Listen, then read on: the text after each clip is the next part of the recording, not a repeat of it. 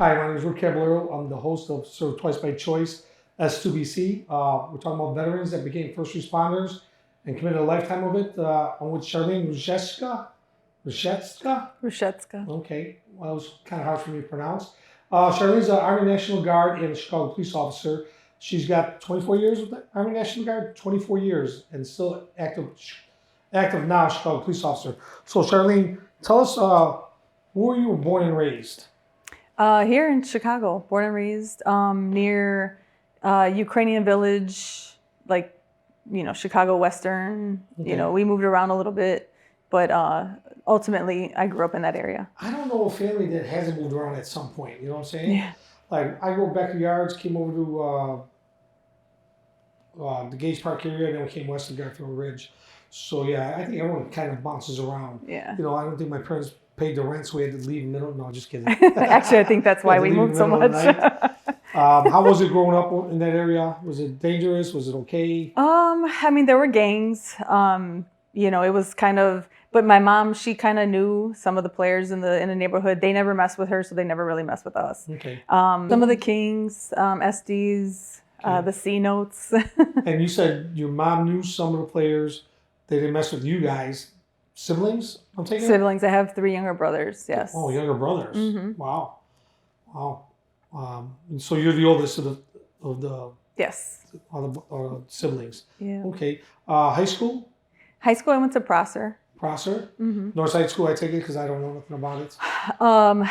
It's by 25th District, Okay. Central, Grand and Central-ish area right there.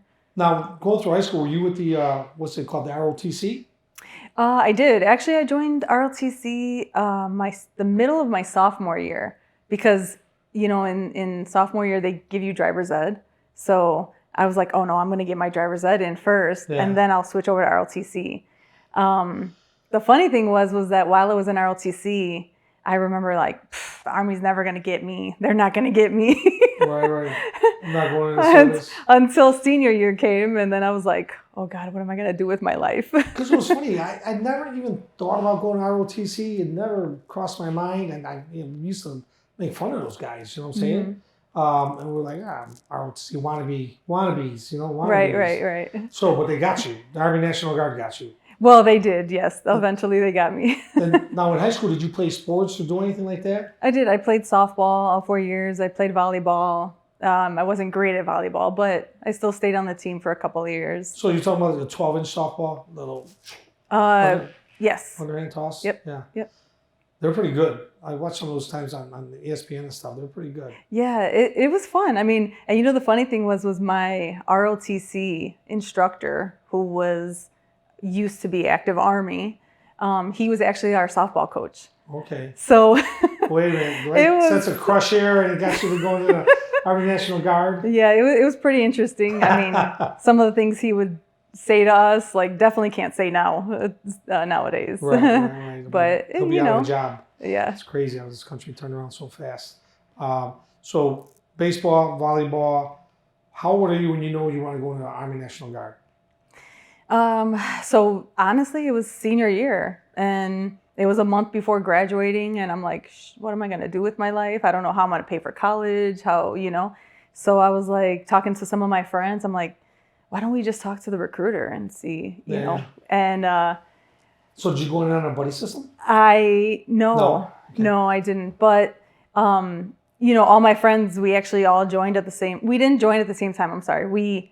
We talked to the recruiter at the same time. I was the only one that actually made it right away. So literally, I talked to the recruiter on a Wednesday.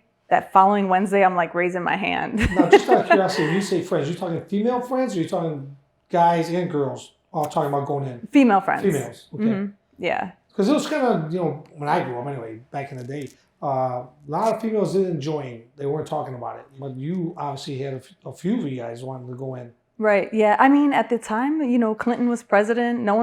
We're not going to war. Yeah. It was that time. And I was what year is this? 98. 98. Yeah. Okay. 98. So you get out of high school, you go straight to Army National Guard? So not right away. My mom did have to talk to the recruiter to sign for me. I was 17. And then I signed up. I left for basic training in September. of that year of 98. Okay. So I had the whole summer to try to work on my push-ups and, get in shape. Now, were you working out with the recruiting class? Like sometimes the recruiters will take you out and get you. No, but the recruiter did meet with me once in a while, like to have me run around Humboldt Park and take me to the gym to try to work on my push-ups because my push-ups were the worst. Yeah. I mean, I'm not a great I was a great pull-ups, forget it. I was horrible on pull-ups. Couldn't do them. I could do so many, that was it. Some of these guys I never had the kip though either. You know, that little kip they get going, I didn't have that. So maybe I didn't know rhythm, but so 98, you enlisted in the Army National Guard. Now, is it a full-time or like it's reserve? Part-time. It's part-time. It's a reserve. Reserve? Yeah, it's 1 weekend a month. Where do you go to boot camp at? So I went to Fort Jackson. Fort Jackson. Yeah. Okay. And then immediately after that, then they sent me to AIT, which was in Aberdeen Proving Grounds in Maryland. Okay. Because of my MOS. Now, how long is your boot camp? Boot camp was about 9 weeks, I believe. Okay. And I ask everyone this, and we'll get into the police department a little bit later, but how was your boot camp? Did you have all female drill instructors? Is that how it works? Or no? No. So it wasn't co-ed. It was co-ed. It was co-ed. Yes, it was co-ed. So with the Army, it didn't matter. I mean, where I went to basic training, it was even if you're Army, active duty, if you were just National Guard or Reserve, you all trained, you all did basic training together. Really? And then when you're done with your basic training, and you go to AIT, and then from AIT, you go your separate ways. Which a lot of people hated me because they were like, "You're getting to go home, and I got to go to my duty station." Right. You know, so sometimes getting in there, right? Especially the guys that can cut their hip. Yeah. So how was it with barracks? Then you had female barracks, male barracks. It was one big building with 3 floors. The second floor was separated. So half the floor was females, and then they had like a small little partition wall. And then the other half was males on the other side. Okay. Yeah, because there wasn't that many females. Yeah. Yeah. That's weird. Yeah, I would think it'd be separate. Like, you stay away from them. And was there any fooling around going on? Oh, yeah. Was it really? Oh, yeah. My buddy, actually, she would get in trouble so much, and she actually would sneak out in the middle of the night and go up the stairs and meet up with the boys and come back down. And, and I was always pushing for her, always. You're always pushing for her? Because, when they make you do push-ups, they're like, "Get your buddy." Oh, so it was like, "Damn it, Jones." I would think that they'd be pretty strict about that. No, I mean, has it happened where someone's come up pregnant during that time?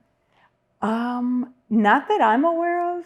None of the females that I was in training with, that I knew of, came up pregnant. So now, was there a lot of harassment towards females from the drill instructors or anything? I mean, you don't have to go into too many details. Yeah. But, I mean, you hear about it. I mean, somewhat, because you kind of feel like you have to prove yourself a little more than the males, because you already kind of are getting looked down on, and like, you're not good enough. Like, why are you here? You're a female in the Army, Right. I think that's every branch in a sense, It's just the macho men think they're the macho men, and that's how it goes. So you're in boot camp. Where do you go after that? Aberdeen Proving Grounds in Maryland. Your MOS? I was a 63 Yankee, which was a track vehicle mechanic. Okay. So they recently changed it, the MOS identifier, but yes, it was a 63 Yankee. So you know how to work on cars, the whole 9 yards? So initially, yes, they taught me how to work on something? Yep, they taught me how to work on track, which basically like any tanks, which basically diesel engines, things like that. As I went to my first unit, we didn't have tracks readily available, so I would do anything from deuce, 2.5 tons, 5 tons, Really? Humvees, cut V's at the time. I know I'm showing my age now. And that's back here in Illinois. Yes. And where was your station here in Illinois? Initially, I was at North and Kedzie, at 2 of the 202 ADA, an ADA unit. Don't they have other reservists in that area? No, because then I went to a couple units out of North Riverside on First and Cermak, back here in Illinois. All right, you get out of your training. You're stationed in Illinois, and there's no tracks to work on, so you go to have tons and stuff like that to work on them? Right. So the unit that I was in, we did have actually tanks. We had 113s, but they were out in Marseilles. So we didn't go to Marseilles every weekend. So I still had to do something, right? So I learned how to actually work on the Humvees, the 2.5 tons, 5 tons, the cut Vs. Now, I always sort of reservists, they go if they want to go. Did you have to go every month? Yes. Or were they strict about it? Like you had to show up? If you didn't show up, what happens? So, I mean, technically, it's up to the commander, really. Like, if they want to allow you to split, we call it split from that weekend drill. But that is your obligation. It's 1 weekend a month, 2 weeks in the summertime. So if there was something that came up that, oh, I can't make drill this weekend, then usually it's up to the commander to okay it. And sometimes you would still have to make that time up. Right. Like go during the week sometime or something, but something to contribute. Now, the 2 weeks out of the summer, was it always in Illinois? Did you go anywhere else? Like, No, I there know was some reservists fly to different destinations sometimes and do right. some training. So I have gone to Indiana, to Camp Atterbury. I've gone to Fort McCoy. I've gone to Texas, but most of the time it was either Indiana or Fort McCoy. Yeah. So 98, we're going to did you ever go active, like full time? No, the only time I was active was just for the deployments. When you got deployed? Yeah. And so when was your first deployment? 2007. Oh, was that long? Mm-hmm. So after 9/11, Mm-hmm. they probably did a lot of drills where you're on standby. Oh, right. You know yeah. what I'm saying? Like they did it to us in 85, 86, 87, whatever. They would say, okay, we're going to war. We won't be going to war. Get out your gear, get on the parade deck, blah, blah, blah. Mm-hmm. Everyone would be like, what's going on? It was probably just a drill, because they wouldn't tell us what was going on. So right. And they want to make sure you're prepared, right? Yeah, it's a drill. When you do get the call. Yeah. Yeah. You're just trying to make sure that if it does happen, you're ready to go. Yeah. So 2007, mm-hmm. that was the first time you got deployed. Correct. Where'd you get deployed to? Iraq. Iraq? Yeah. And there was what's it called? The Iraqi Freedom? Operation Iraqi Freedom. Mm-hmm. How long were you there for? I was there for, I want to say a little over 9 months, because we actually had to we were in Texas for the first 2 months training. And, just doing so many drills and things like that, just to be prepared to go out there. And then finally we actually went out there and then came back June, actually Memorial Day of. So out of the 9 months, 2 of them were in Texas training? No, out of the 12 months, 2 of the months. So what kind of training are you doing? Still your MOS or like a different type of training? We actually did go out there. So the unit that I was in when I got deployed, I was in a maintenance unit. So we actually went out there initially to basically help whatever units were in the area, basically to fix their vehicles and things like that. So we got split up.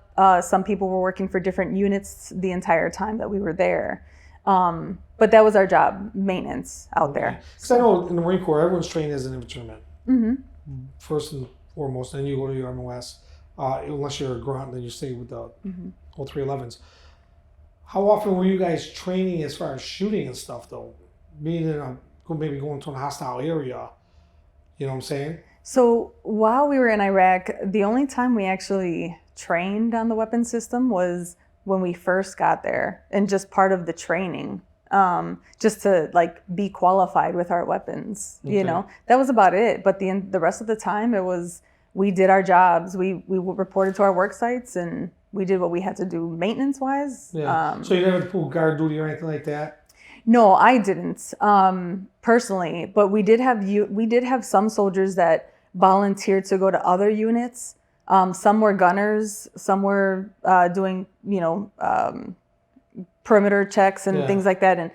But it was basically because they were short people, so they kind of leaned on some of the other units for volunteers to do that.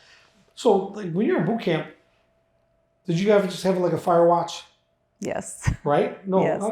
What's so funny? Because I'm curious now that you're over where you're at. Was there also a fire watch? So we always got to take a 24/7 of the barracks so that you guys, if you're sleeping, God forbid, someone's there to wake you up? And No, so where I was stationed, we didn't have barracks. We actually lived in these trailers. We called them chews, but they were basically a trailer divided within they're partitioned by three, and then everyone had their little room. We shared with another person, right. but that's kind of how we lived there. So 2 people per room? Yes. Okay. Yeah. And then what about the like you going to the bathroom or something? There's one in the trailer, or you got to go out? Yeah, actually, it's funny because I counted. It was 100 steps from my trailer to the bathroom. Yeah. But when I was in outside Fuji, in the Quonset huts, we had to walk out to the bathroom too. Yeah. And if you didn't, if you were black, because it's all ash. Oh, okay. I was just curious if they had something where you were actually close to you, or you had to get out and No, shower yeah, somewhere it else was and- kind of like a setup shower and restroom area, per like big area of chew. Like all of these chews, I guess these trailers would use these bathrooms, and then like they had them sectioned off like that throughout the area. Okay. Did you ever go outside the area of where you worked? Did you have to never went on patrol or? No, never no. had, I did go. I mean, halfway through my time there. So I worked at a maintenance shop. There was a team of maybe about 8, 9 of us, and we basically did maintenance for we did big stuff. We didn't do oil changes and things like that. We did transmissions, differentials, engines. We changed out the big stuff. How often does it happen? Like is shit getting shot up, now they're gonna bring it in and fucking you gotta fix it? So not necessarily the stuff that's shot up, but basically, with the heat out there, things were going down left and right. Oh, yeah. I mean, there was a time when with the Humvees, the fuel pumps were going out left and right. So I did step in and kind of help out with that too, just because it was like, okay, these fuel pumps, the relays inside the fuel pumps weren't holding up, so we had to keep changing them. But other than that, I mean, at one point there was a time there was four LMTVs getting their engines changed out. So it was like all hands on deck. We got to get this done. So. What's the turnaround time on that? It was, I mean, a good 24 hours. Yeah. Two-man job. You get on it. You do what you got to do. And unfortunately, the tents that we worked in, we couldn't work underneath the tent because they weren't high enough. They weren't high enough.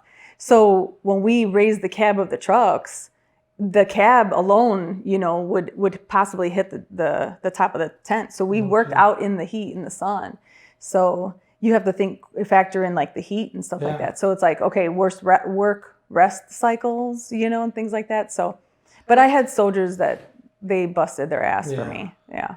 Now, did it work 24 you said it was 24/7 on? It was like, did you have like 2 guys working on it for so many hours and take it off and 2 other guys work on it? No, so the shop that I ran, because we were third level, they don't call it that anymore, but we were third level shop, so the big stuff. We weren't changing engines every day, right? But we were doing big stuff. So if it can wait, for the most part, all my guys worked like an 8 to 4, shift, Monday through Friday.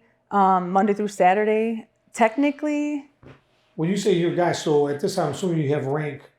So what's your rank? Yeah, I was at E6, a staff sergeant. Staff sergeant? Mm-hmm. Okay. Now, it was just an 8 to 4 job? Pretty much. Really? I mean, there were times because the vehicles that we worked on were mission essential. So we worked on the vehicles that did the convoy security. So any convoy that left the base, we worked on those vehicles. So if one of their trucks went down, we had to do everything we could to get it back up. So when I say like my soldiers worked, they busted their ass for me, they really did, because there were times when, hey, this truck came in, all right, we're starting at 5 a.m. and we're gonna bust our ass till it gets up and running. What happens if a vehicle goes down, on patrol? Who gets that? So we had a recovery team, and they would send out a recovery truck with every convoy that left the post. Okay. So they would recover it and they would drag it back to us. I was wondering, someone's got to go get that fucking thing, right? Yeah. Hook it up and bring it back. Yeah. So I'm not trying to make it sound like it was simple, but you're 8 to 4. What do you do after that? You're After work, like during the day. just casual, hang out.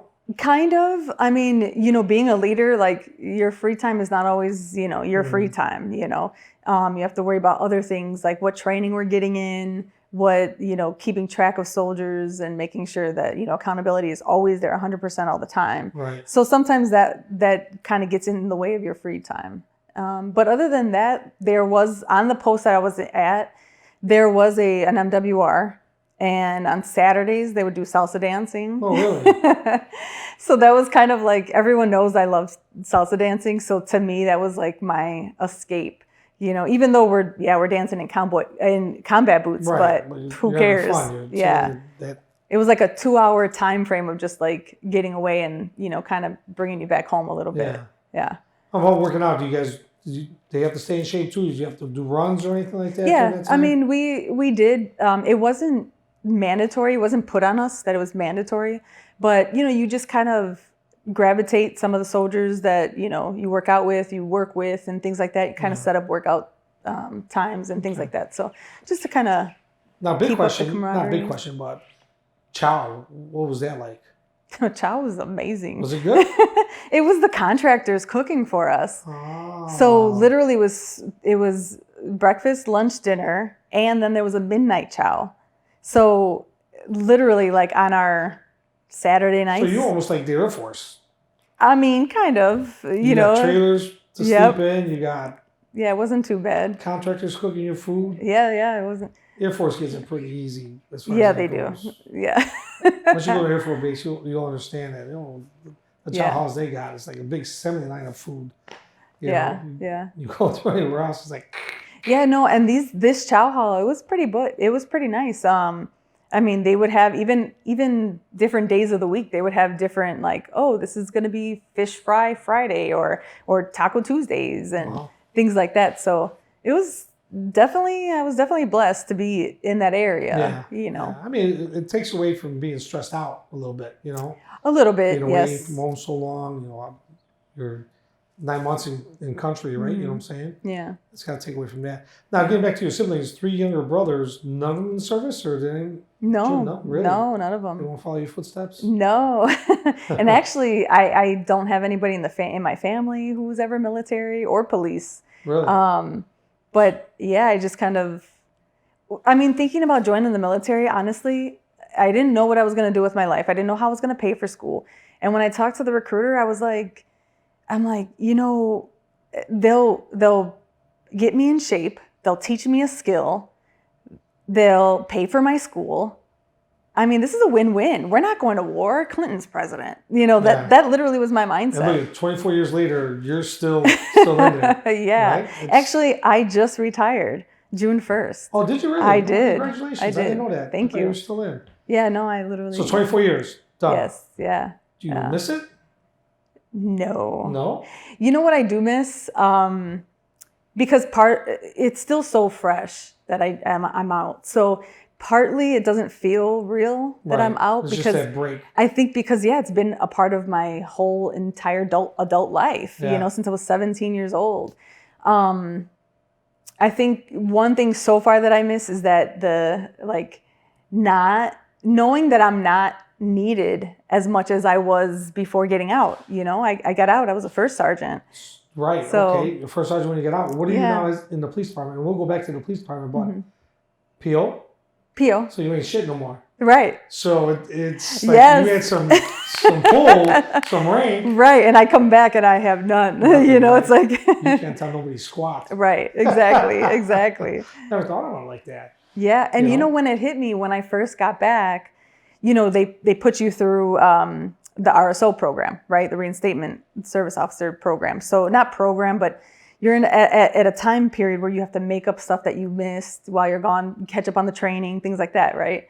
And during that time, I remember talking to one of the sergeants because in my mind, I'm like, well, why aren't we doing this? Or why aren't we doing this? How come this is not in place? And, and I'm like, Charlene, you got to take a step back. Like, you know, and granted, I do have some bosses that are very receptive to things like that, and they respect, you know, my opinion. Right. But it did feel weird. Like, I can't just go tell them to do this. Like, so you go into Army National Guard in '98. Mm-hmm. When did you become a police officer? In 2004, the end of 2004. So to give you how many years now on the police department? This month will be 18 years. 18 years. Wow. The end of this month. Wow. So you're almost ready to retire from there too. Yeah. Well, I was getting to something. I'm trying to think what it was. So you're in. So now I know this. I saw you not too long ago. You had just come back from Texas. Border. Yes. Texas. Yep. Working the border. Yeah. So as Army National Guard. So what? Yes. That wasn't what, 2000? 2001? No, 21. Right. So I was gone from October 2020 to November 2021. Okay. So tell me about that. Now, this is crazy. They're letting a lot of immigrants into the country, so they need more manpower on the walls. What's your role there? Our main role was just support for Border Patrol. And we had no law enforcement powers, period. So no chain of custody, nothing. We had to keep everything separate. So what I like to say is we basically were the behind the scenes support. So we watched their cameras, we fixed their vehicles, we did some of their admin stuff. We pretty much did those type of errands and things for them. So no patrols with them or nothing like that? No, we weren't allowed to. Did you ever sneak a patrol? No. They wouldn't let you go? No, I mean, like a ride-along type of thing? So I did do a ride-along with one of the bosses, who also actually took some of my soldiers, the ones that actually worked the cameras. He took us down to the areas that they actually watched, you know, on the cameras. To kind of give them basically a lay of the land, you know, right. See like, yeah, exactly. Like, hey, this is the area you're looking out. You know, this is what it looks like on ground. So that was kind of nice. That was it interesting. A mess? With all the immigrants coming in? Initially, no. Chaotic and like not overrun, but like just swamped with them coming in? Is it as bad as they say it was? Initially, no. But I believe it was due to the current administration at the time. Then, of course, when the new administration came in, some of the rules changed, and it was really overran. Yes, it was definitely way too much for the Border Patrol to try to even manage sometimes, you know. I mean, they managed it as well as they could, and I commend them. They have a hard job to deal with, especially because things get very political, you know. But again, my soldiers, it was actually a really good thing for my soldiers to see, because the news, you hear all these things on the news and they get to see it firsthand. And they really realize, like, yes, they are kind of helping, but in some ways the news is just not at all what it seems. Cover what it's supposed to. Yeah. You know. Yeah. They pick and choose what they want to put on. Yes. Yeah. That's a shame, because you're fooling America and you're pissing America off at the same time. Yeah. You know? Yeah. So 24 years, any regrets? Not really. Okay, now first sergeant, you said? Yeah. That's exciting. Yeah. I mean, it was interesting. Now, how's that compare with pension now? Do you get a full pension, or do you get, like, because it was reservist time? So based off of the points that I've accrued throughout the 24 years, deployments add more points, especially, but based off your points, that's how much they have a system where you would get paid a certain amount. Yeah. So it's just based off of the points you accrued throughout your time. Anytime during from the 98 to when you just got out, now you hear about it a lot of times, is there a lot of sexual harassment going on, especially when you're deployed and stuff like that? You know, with you having rank, it wouldn't, you know what I'm saying? But I'm sure. Yeah, I have to say too, getting in, when I first got in, I was the only female mechanic in my section for the first 2 years. And I've experienced the different attitudes from men. It kind of opened my eyes, really, because some, yes, you know, believe women shouldn't be in the Army, let alone a mechanic, you know, or What is she capable of, right? She's this little, I was like 145 pounds when I got in, you know? Yeah, I see that one picture of you. Yeah, little old me, right? Like, what is she gonna do? Especially, I came in working as a track mechanic, and track is heavy, right? Everything is heavy. Even the crowbar, the tanker bars. Turning the wrench is hard to do sometimes. On Right.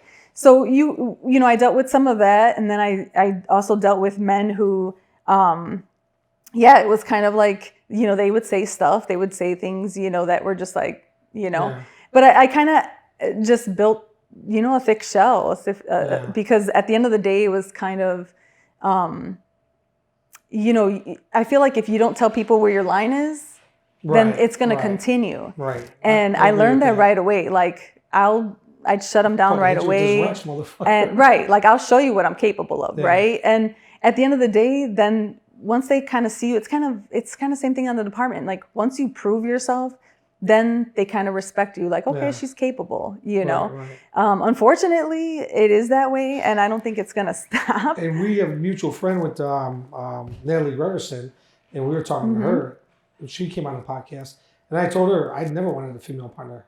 Never, ever. Didn't want one. I was so worried that, you know, I got to worry about her now besides myself. And I know you don't think of it like that, but those most men think, like, I got a female partner, I got to make sure she's okay. You know, if something goes down, I gotta protect her. And that's just how men are. Like women, you're saying, fuck you, I can take care of myself. You know, I'm gonna be honest. I'm gonna be honest with you. When I first got on, I didn't want to work with females either. Yeah. And some of it was because I felt like I was a small female myself. Because just dealing with some of the guys out there, you're like, holy crap, this guy, you know? I mean, granted, he can probably whoop my ass, but I ain't going down without a fight. Well, I was the same way. I'm worried about myself. I gotta fight this big motherfucker and go after a big guy. And now I got a female that I gotta worry about, or in my head I overthink that. Yeah. It's crazy. And that kind of brings me to another point too, because there was other men, military and police, that they respected women. So it was almost kind of like, even in the military when I first got in, I was like, oh, that like I got to take out this battery. Oh wait, I'll get it. It's too heavy. I'll get it for you. You know, like, or I'll get the door for you. Like, I mean, I can do it. Like, let me do it because I'm going to learn this way. But you grew up like that. You know, guys grew up like that. You open the door for your mom or your sister. You know, right. You know, and that was just another personality, another type of man that I had to like learn how to, you know, be around. And not that that was a bad thing, but there were different types of men that I had to kind of learn to navigate around. And once I got on the police department, it was kind of it was the same thing. It was a predominantly male department, you know, and for the most part, semi-military, but semi. No, I mean, because my dad, if we didn't open doors for our elders and say yes sir or ma'am, right? Yes, yes. I can see where a guy in the military sees a female. Oh, let me get it for you. Yeah, because that's just the way they were raised. Right, and I know, like I never like, you know, was mad at that or men like that. I was just I got pissed off at the men who are like, you know, if they can't do it, why is she up there trying to do it, right? Or things like that. It was like, come on, you know. Now Natalie said, I can't remember which way it was. One was more sexually. And the other one was mental. I can't remember which one it was. Was the police department more mental against you as far as being a female, or was it more sexually orientated? Like I wouldn't say abuse, but I'm trying to look at the word. I can't think of it. Yeah, you know what I'm talking about? I feel like it was. But you have to understand. I grew up in the military as a mechanic. So my world was mainly around men the entire time, and always being tested on your capabilities, right? On the police department, you kind of had a mix of men who would challenge you. I mean, I've had a supervisor ask me, why didn't I become a nurse? Like, fuck you too, you know? Like, but at this point in my life, I could care less what you think. I'm going to work and I'm going to do what I can. You know, this is how I am. I'm going to prove myself through my work. But I believe it's kind of, to me, it's kind of even. Is it? Yeah. Sexist, you know, it's kind of the sexual harassment, like, that's there too, both prevalent in both. As much as you can try to take it away, it's, I mean, I get it. I it's didn't have just to deal not. with females in the Marine Corps. I mean, we've seen a few of them when I was in Okinawa, but you know, not personally. We didn't train with them or anything like that. So I never seen any of it. You know what I'm saying? Yeah. But I'm sure it exists. You know. Yeah. I mean, guys say stuff, you know, but at the end of the day, it's kind of like, is it worth it? You know, I usually just give them a mouthful back, and then they're just like, oh, okay. You know, and on the police department, I remember one time, there was a time where someone said something to me, and I was like, okay, hold on. That's crossing the line. And after that, they were cool with it. They were just like, oh shit, I'm sorry. Like, I didn't mean, like, you know. And you have to. And that's kind of how I grew up with the military, right? It was always kind of like, this is how sexual harassment is. You let them know, you give them that line, right? This is my line. Don't you cross the line again, then we're going to have a problem. Right. But usually, I mean, I never had that issue. Yeah. You let them walk on you, they're going to continue walking on exactly. you. Basically. Exactly. I believe that. I think you're right on that aspect. Hey, draw the line, that's it. You cross it. That's it. Right. Motherfucker, step back. You know? Even being a female coming in, and there are men that were just like, what are you doing on the job? What are what are you trying to prove? Who are you trying to, you know? Yeah. I remember I had to pull one of my sergeants aside one time and professionally kind of tell him off a little bit and put him in his place. And I kept it professional, but I was like, don't you ever, you know? And literally it was from that point forward, he actually kind of respected me and didn't give me any shit after that. I was like, seriously? They won't take advantage of it. Yeah. If they let it go, I'll do it again. If yeah. Don't say nothing, I'll do it again. And it keeps going. Yeah. So you're Army National Guard, 98. So about 8 years later, you get on the police department? After you've already joined? 6? Yeah, I was math right? What was it, from 98 to 2004? 6, okay. Yeah. Actually, it was a little less than 6 years, because I remember in the academy, I had to make the decision to re-up or not. So, okay. Yeah, I had to re-enlist. Do me a favor, compare the boot camp to the academy experience. Now, a lot of people I've talked to, academy was nothing. There's no comparison. No comparison, but is there anything that was hard for you in the academy? Did you get sprayed when you were in boot camp? No. But you got sprayed in the academy. Yeah. So how was that? I mean, it was tough, but it was... Did you get a good shot or just a little mist? They do it across the forehead. Okay. So it's doesn't really get in your eyes, but it's on your face. It gets in. So at the end of the day, I feel like the academy was more like, let's just stay focused. Stay focused. You know, honestly, when I got in the academy, I was thinking, I want to use this opportunity to get as strong as I can, learn as much as I can, because you just don't know what the streets are out there. And I mean, you hear crime on the news every day, you know? So, but when I got in the academy and some of the discipline was like, this is not. Yeah. Actually, it's funny. I do remember I remember one morning, there was another instructor a couple doors down, classrooms down from us, who he was military before, but he used to always bring his class out there and give them the 1, 2, 3, 1, and the push-ups and everything. Yeah. And I remember thinking, man, I wish I was in that class. And mainly it was because of the strict, the discipline. Yeah. You know, not that our class didn't have it, a little more. But yeah, it kind of gave me that military feeling, like, you know, get in line, you know, let's stay focused. It was kind of like that. So a little bit. I remember when, if I'm not mistaken, when they gassed us, they made us go out the gym door, and as you walked out, they hit you, like surprised you. It wasn't like a controlled across the forehead. Yeah. It was like, come out the door, psh, come out the door, psh, ah! So we did, okay, so there's, you know, the building that they use across the street. Mm-hmm. It was like on the 3rd floor. Really? We had to run from the gym. We had to go run up the stairs, get in there, and that whole room too was saturated with the OC spray. And then we had to cuff our partner, and then uncuff, and then turn around and get cuffed. So being in that room too, being saturated, it was like, holy crap, I want to get out of here because like everything's burning. I can't even keep my eyes open, right? But that's what we ended up having to do. So it wasn't like that intense. I guess. was telling another guest, I kind of got used to getting sprayed, not all the time, but it didn't.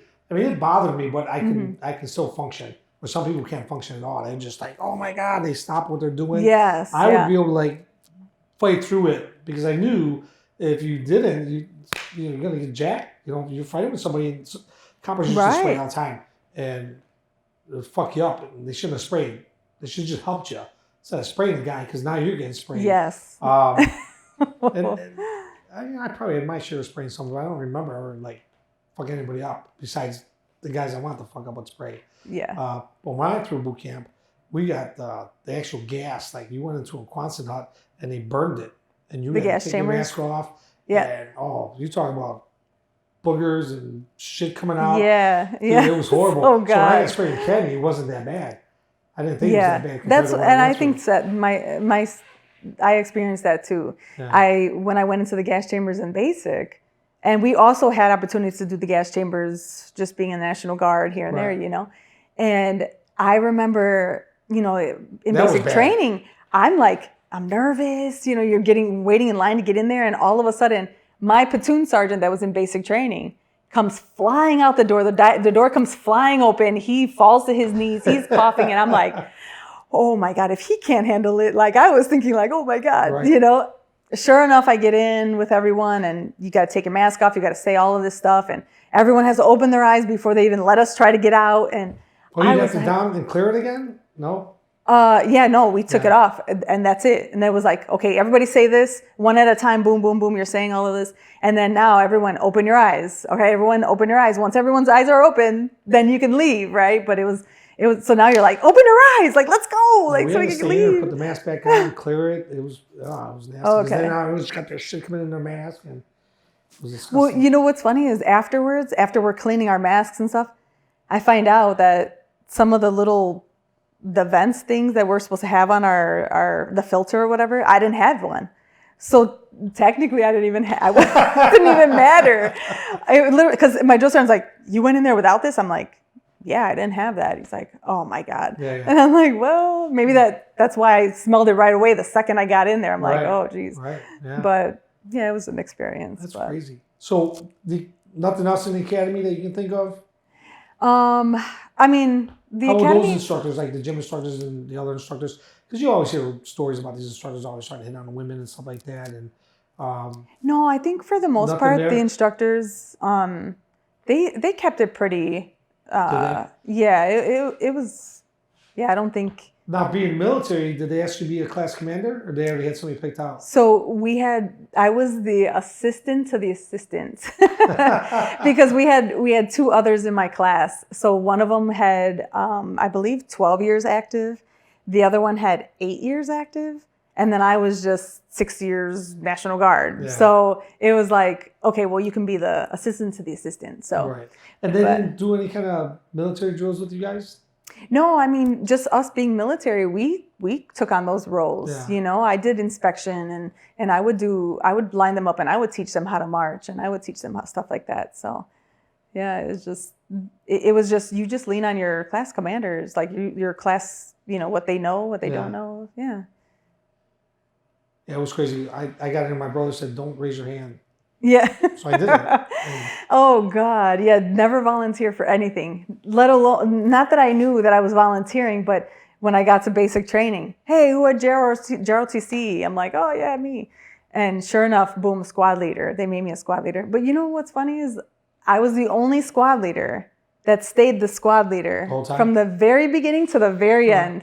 Yeah, it was tough. Yeah. It was tough at times, especially like I'm going through basic just like they are, right? And it's like I have to worry about me, but I also have to worry about them as well. And did you do drill in ROTC?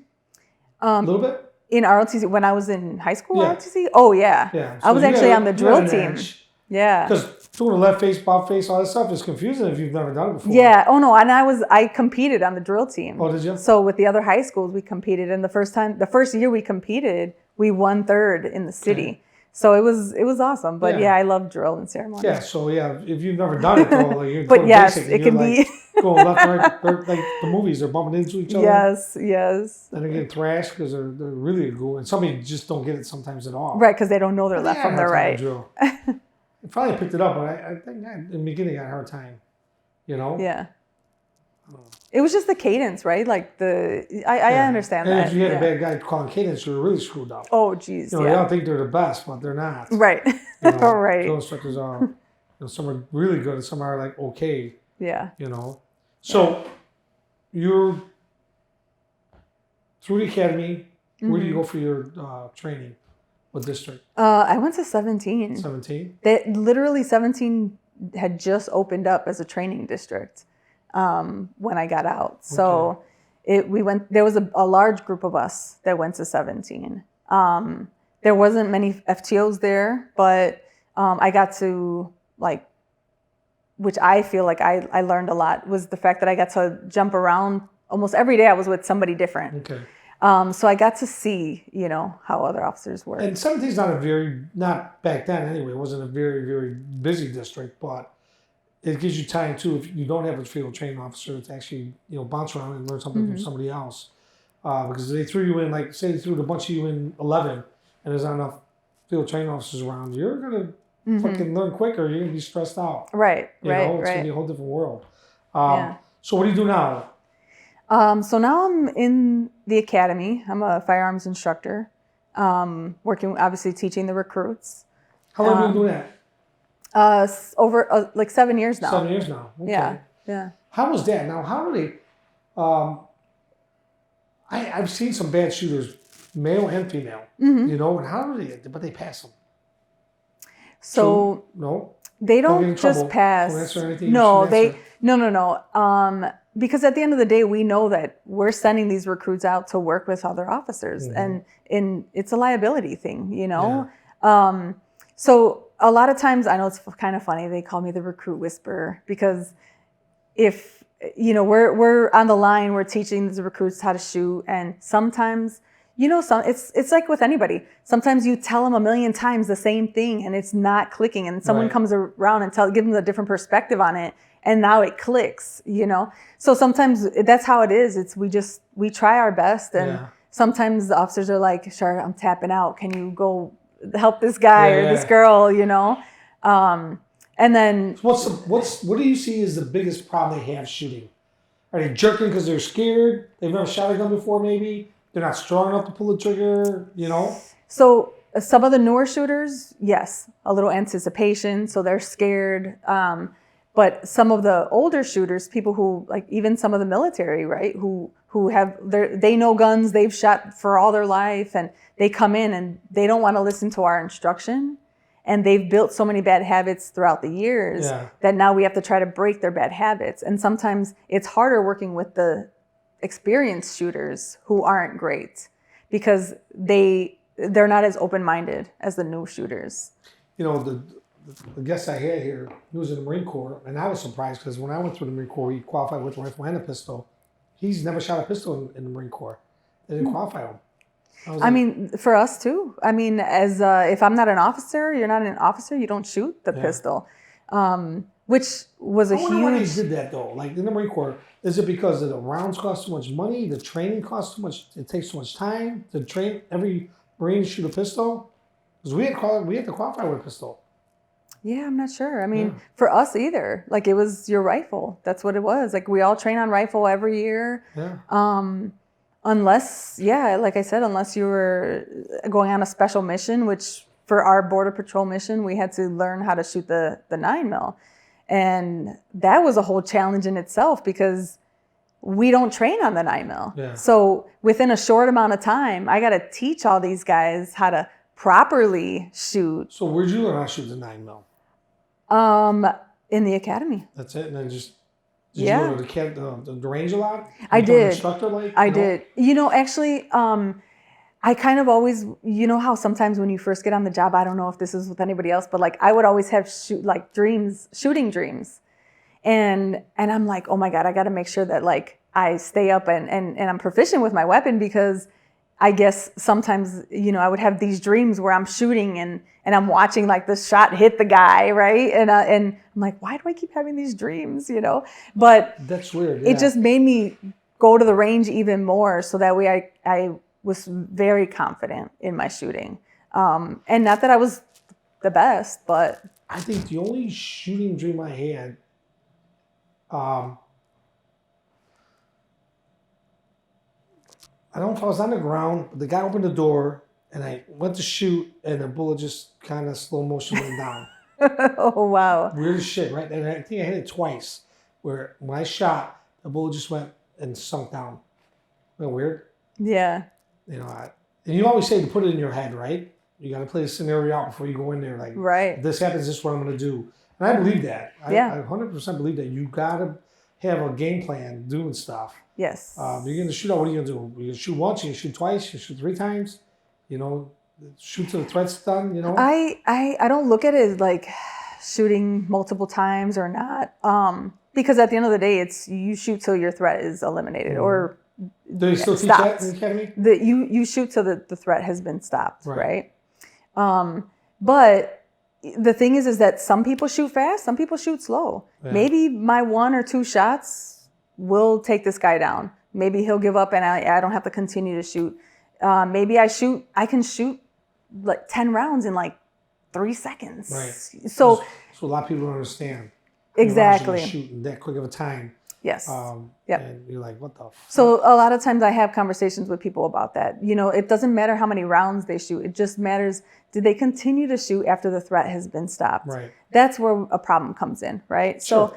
So, but you should train as much as you can, and I think those dreams to me kind of reinforced like, get out there, get to the range, get to the range, get to the range. So then I would go to the range. I would actually go to the batting cages first. And I don't know, I just had this little thing because I love baseball. So I would just go to the cages. And then after I go to the cages for about an hour or so, I go to the range. And my thoughts were, if I can shoot and concentrate and focus on this after I've already been tired out from the right. batting cages, then it'll probably help me get through some of the stressors, maybe, possibly. And I don't know, that's just my own personal thing, and I would do that all the time. See how you react after that. So you still got the stamina to hold and the concentration, right? Yeah. So I would do that all the time. So anything, any mishaps in the academy shooting? Shoot yourself in the foot or? Who, me? No. Or noticed recruits or whatever. No, I haven't actually seen any recruits do that. I know I have heard that one of the recruits shot like the safety center, which is, oh my God. The funny thing is that there's a process to clear your weapon. We have to clear our weapons in order to go into the cleaning room to clean our weapons. Especially with the Glocks, right? You have to press the trigger in order to take that weapon apart. Right. So I could be anywhere. I could be in the break room. I could be, doing something that's like running the line, and I can hear someone improperly do a safety check. I can hear them when they don't do it correctly. I'm like, pause, like everything pause, because safety first, right? Yeah.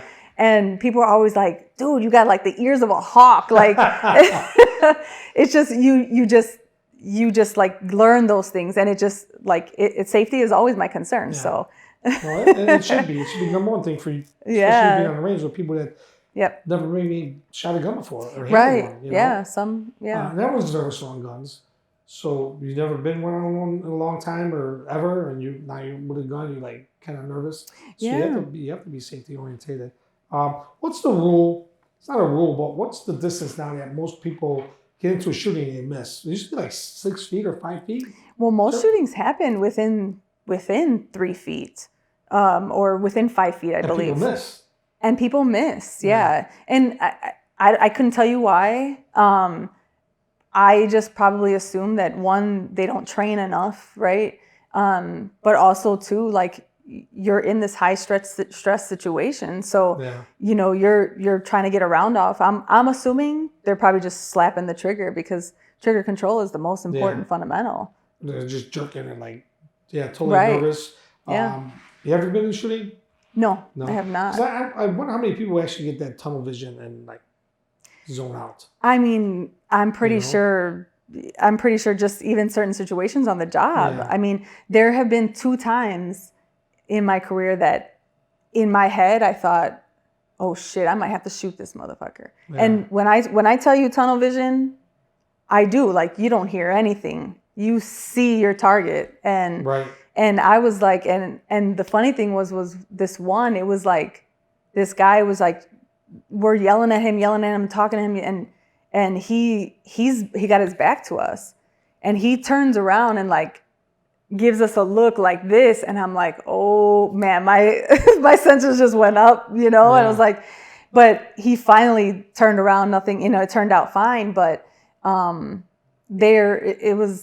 there's definitely twice that in my head I was like, I might have to shoot this guy. Yeah. Like, be prepared, you know. That's crazy. Back in the day, we had our guns out a lot. Like, you go to a person with a gun call or shots fired call. What are you gonna go there? Do Right. It's like automatic, yeah, right? Keep it down and point it in the safe direction, and you got to be ready. I know you're talking about. We were in the kitchen one time, and right off the Roosevelt Road, and the guy turned around with his butcher knife. And I'm like, motherfucker, put it down. We got our guns out. Me and my partner, put it down. He turns around. He starts banging on the thing. We're like, fuck, put it down. He turns around again. I'm like, if he takes a step, we got to shoot him. And it was close quarters. It was an apartment building, so it was a small kitchen.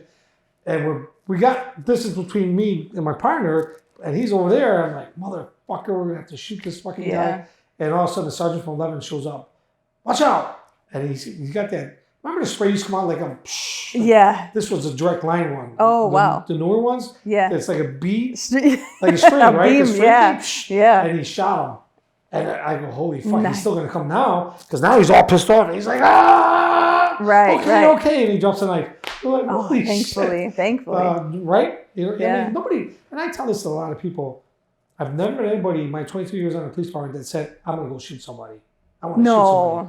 No. But people, the public thinks that that's what we want to do. I don't think people, like, they think that, but they don't understand that getting into a shooting, that is very traumatic. And we could easily shot this guy. You're talking 6 feet away. He's got this knife. He won't put it down. He's not listening to verbal command. Put it down. Turns around, like, okay. Turns back around, like, fucker. You're jolted every time he makes some fucking move. He even raises his hand. Right, because you don't know what they're capable of. Yeah. You know? Fuck. Yes. You're like, shit. I actually had a similar situation where the guy had these long knives and he was holding them like this, so he can just like do whatever, and along his forearm. Along his forearm, so he was holding it with a handle, and there was like the long knives almost this like, way. The baton. Kind of he wanted to like slice us. He could do something like that, and I remember, you know, I had my gun on him. My partner had his taser on him, and we're talking to him. And he's irate. He's angry. He's this, that, whatever. We're trying to calm him down. And I remember thinking, like, because, you know, you watch their behavior, right? Their body language. Sure. And I remember thinking, I'm like, I'm going to just take a step.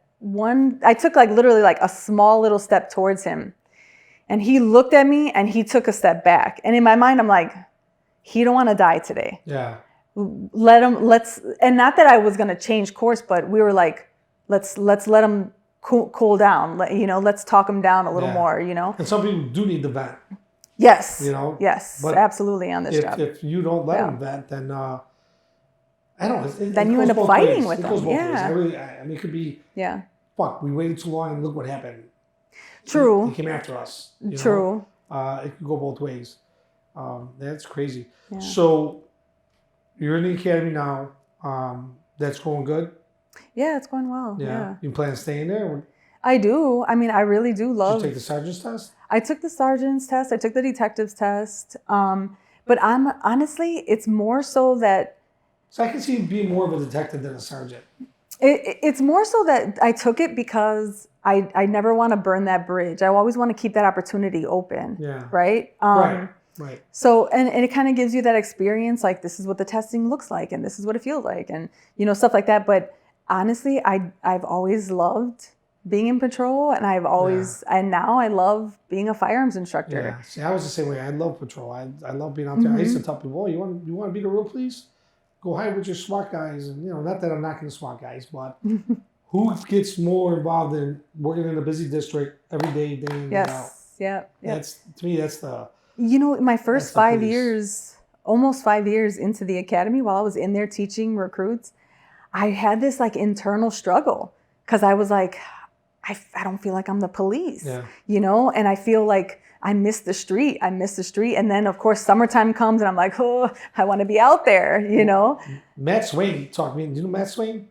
No. He was a sergeant. He retired. He talked me into retiring. Okay. And he had a point. He's like, Rick, you're not the police anymore because I did 20 years on the street, right? And then I went from 10 to 8 and worked in the library over here. Okay. And my job was to take reports. Okay. And if I was in the car and there was a call, I would back up the guys, but I wasn't stopping nobody. Those days were kind of over for me. It was after 20 years though. 20 years straight on the streets. I didn't do any, I didn't go to any desk job or anything like that the whole time. I was always in the unit or bouncing around.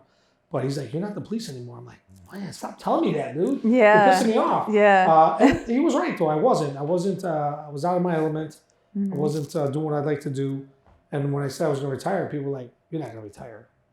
You're not going to do it. And I'm like, I'm gonna. I pulled the plug, man. I can't go back. And I retired. I don't regret it. Especially I got out right in time, 2019, for all this shit started, Right. So I didn't have to deal with all this shit, all the abuse they're getting now, and all the overtime. Overtime was nice, but mandatory overtime sucks. If you could pick and choose when you can work, that's one thing. But to be, hey, your days off are canceled for the next month. It's like, fuck. Yeah. Especially if you got kids and you got baseball and everything. And some bosses are good. They'll let you handle your shit, but just come back. Well, do what you got to do to get back. Yeah. But yeah, for the most part, I was like, man. And I really, you know what? I thought I would miss it. And I really don't miss it. No? I miss the people. The old saying, I've said this on the show a few times, I don't miss the circus, I miss the clowns. And that's what you miss. But I get an opportunity to see all these guys again. That's true. I'm sitting down with a lot of guys I know or don't know, or guys I just met that come on the show, and I get to hear their stories, and that's what I'm trying to do with this podcast. I want everyone's story to be out there because it's remarkable. You did 24 years in the National Guard. Now you're going to do 20-some years in the police department. You served your country, you served your community. That's where we get served twice by choice. And there will be times where I had just veterans out here or just first responders. But they have a good story to tell, And I want to get people out here that own companies that support veterans and first responders. So that's what this is all about. And if they're from out of town, we try to show them a good time when they're in town, Yeah, that's awesome. But I appreciate you being on the show. Is there Thank anything you for else you want having to add? me. Any other great stories you want to tell? I do have a story. It's not exciting, but I remember I had been out on the street for 10 days. It was my 10th day out on the street, out of the academy. As a new police officer, And after my shift was over, I was meeting another police officer to go grab ice cream. It was a late night, And so we walk into the Baskin Robbins, we're grabbing ice cream, we come out, and the alarm on the liquor store across the street was going off. And I'm like, that wasn't going off when we went in there. We've only been in there for a couple minutes. And I look, and I noticed the entire glass door of the liquor store was broken.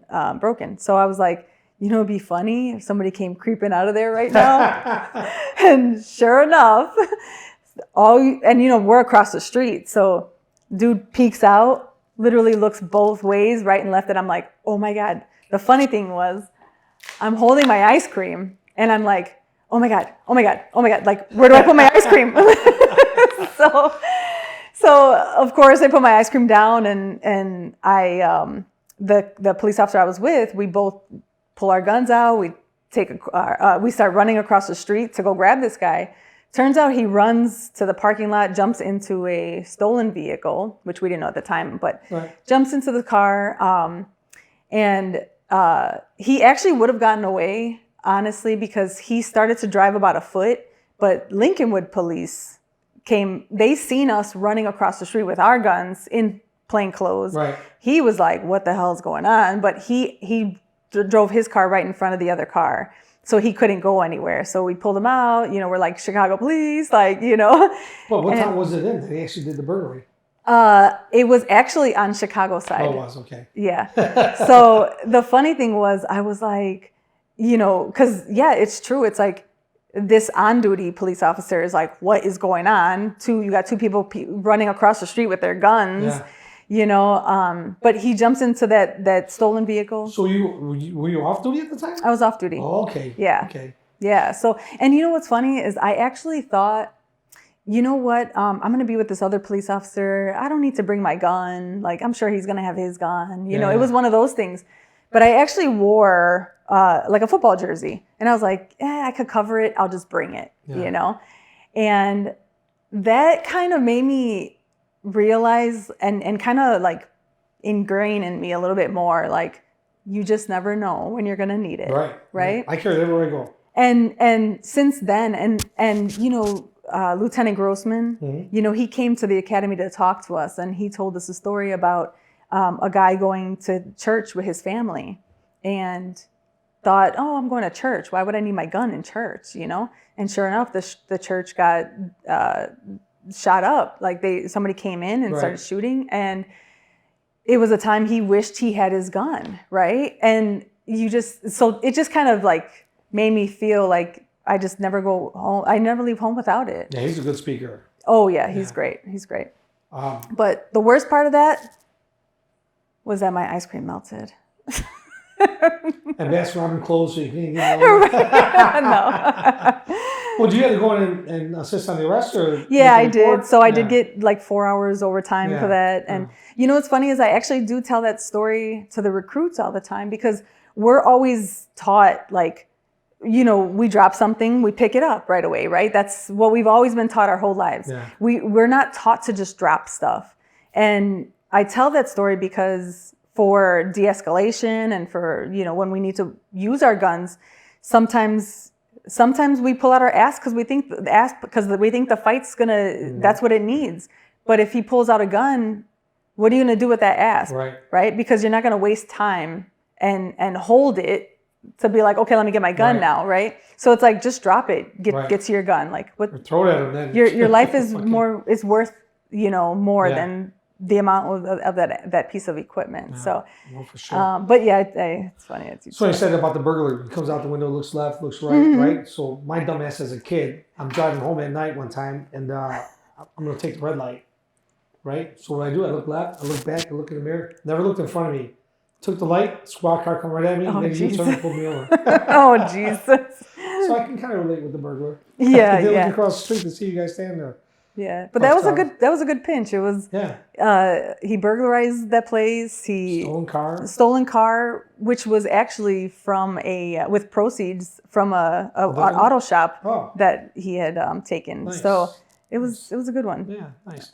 Well, Charlene, thank you so much for being on the show. Thank you for having me. It was fun. It was fun. Real quick, right? Wasn't as bad as you thought? No, not really. But I didn't even tell you about my whole time in Iraq either. Well, you were talking about it. What do you mean your whole time? No, I know, because you kind of switched. You asked me another question and we switched over. But what do you want to talk about? I was because like halfway through my deployment, I got sent to another base, where I had to set up a maintenance shop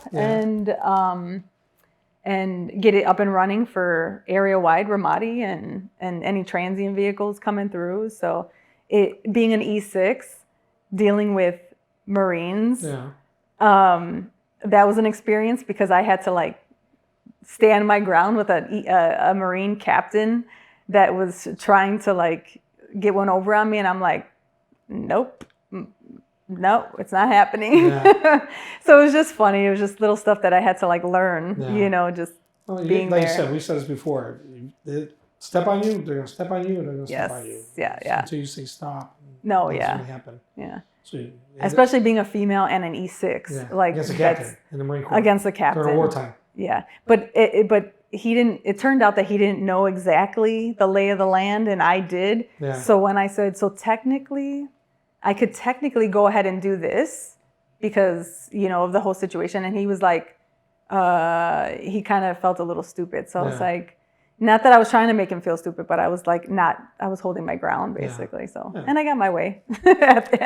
So it was a good time. But Ramadi was different, because Ramadi was sleeping in it kind of was like a little office little area. You know, it was a duffel bag of just, you know. You have a cot or an actual bed? No, I had an actual bed. Yeah. I had a bed, but I remember my first night in Ramadi, because I flew in at like 2 a.m, and they were like, "Oh yeah, we'll talk to you tomorrow, just in the morning. Meet us over here at this location." I'm like, "Okay."